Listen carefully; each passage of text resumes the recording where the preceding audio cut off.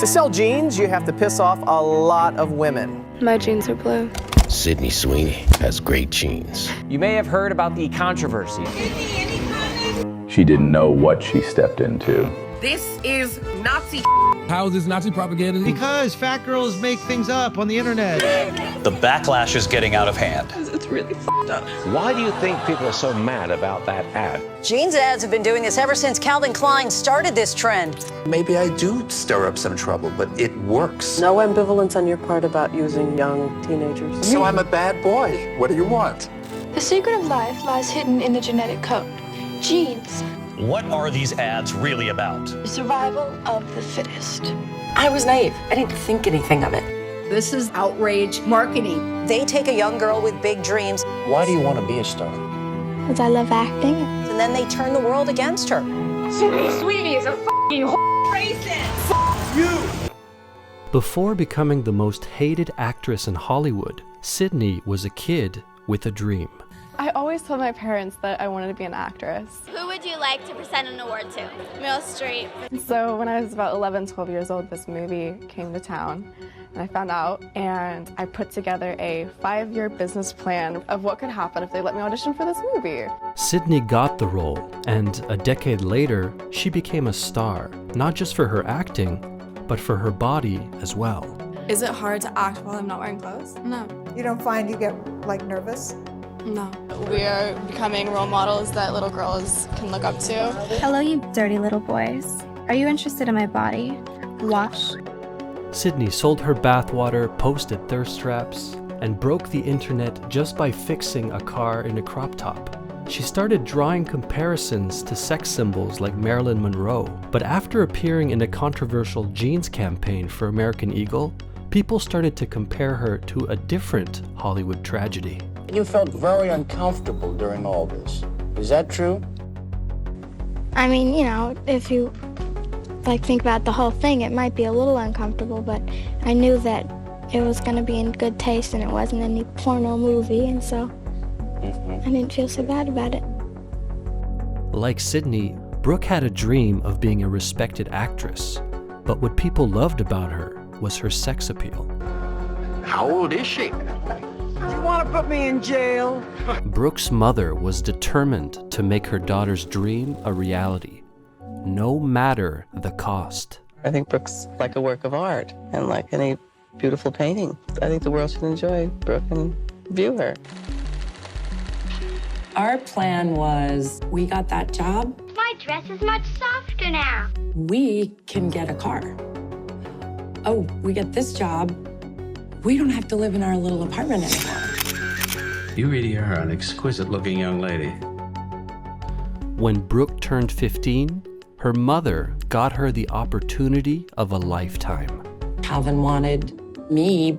They have said, we're gonna do a series of cinematic commercials. It's gonna be a play on what a gene is. Genes are fundamental in determining the characteristics of an individual and passing on these characteristics to succeeding generations.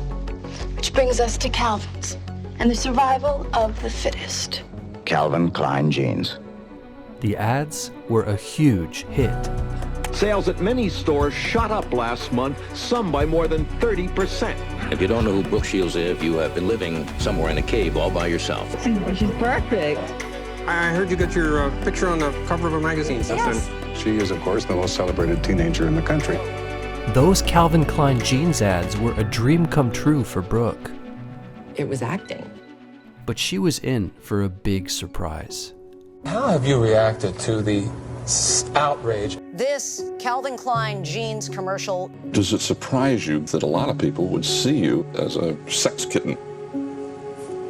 I didn't think it had to do with underwear. You want to know what comes between me and my Calvins? Nothing. I didn't think it was sexual in nature. However a person wants to see another person, they can see them that way. Every single cover I've ever been on, I don't care if I was 15 or whatever, there's something in the eyes. If they had intended on the double entendre, they didn't explain it to me. It didn't faze me. It didn't come into my sort of psyche as it being anything overtly sexual. And when Brooke turned 16, she saw how bad things had gotten. We went to court. I was on the stand for 2 days straight. Trying to block the distribution of nude photos. Brooke was being haunted by a photo shoot that her mother had approved years earlier. If we know that she's a whore, we know how to talk to her.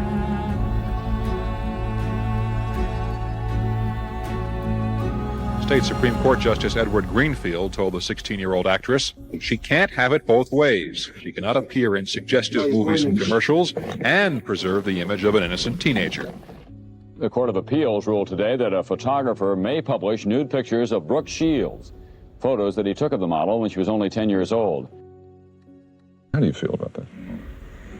It's hard to say. I mean, I'm confused, just like everybody else is, I think, now. I don't know. Things happen for the best, I guess. Brooke started to realize she had been getting manipulated her whole life. People are having fun. You're filming it. It's art. You don't really think about it until later. There is an aftermath that then cycles in your head of like, was that okay? Brooke moved away from her dream of being an actress. This fall, you go to college, Brooke. Yes, I do. You looking forward to that? Very much so. Brooke's whole life had been controlled by her mother, and she had never learned to think for herself. I was called into the dean of the college's office, and he looked at me and he said, "Do you feel that you can have your own hypotheses?" I looked at him and I said, "I've never felt confident enough in the opinions that I have." This professor said, "You underline your books, I noticed." I said, "Yes." He said, "All right, tomorrow in precept, I want you to talk about what you underlined." And I waited till the end of class and I thought, oh, maybe it's a bullet dodged. And he looked at me and he said, "Miss Shields." And it was this one theme that stuck out for me. I don't remember what it was. And a whole discussion was spurred from that one line. And I was walking out of class and he said, "Have faith in your own hypotheses, Brooke." And that was the beginning of, I can have my own opinion. After college, Brooke went back to acting, but this time, she was in charge.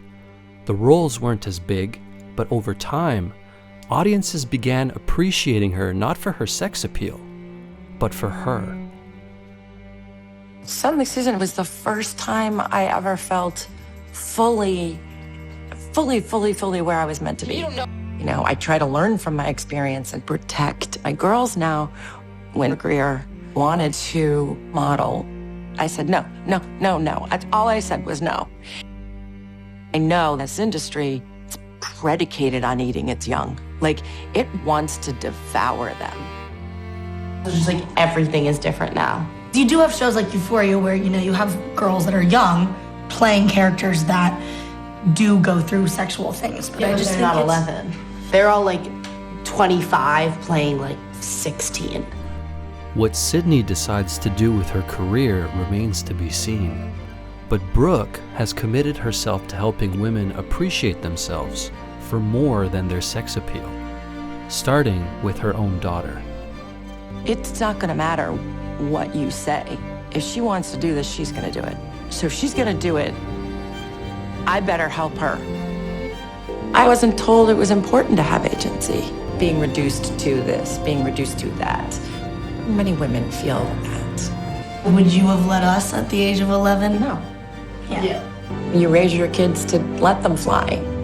Feeling like they can live fearlessly and joyfully and honestly, and that they matter.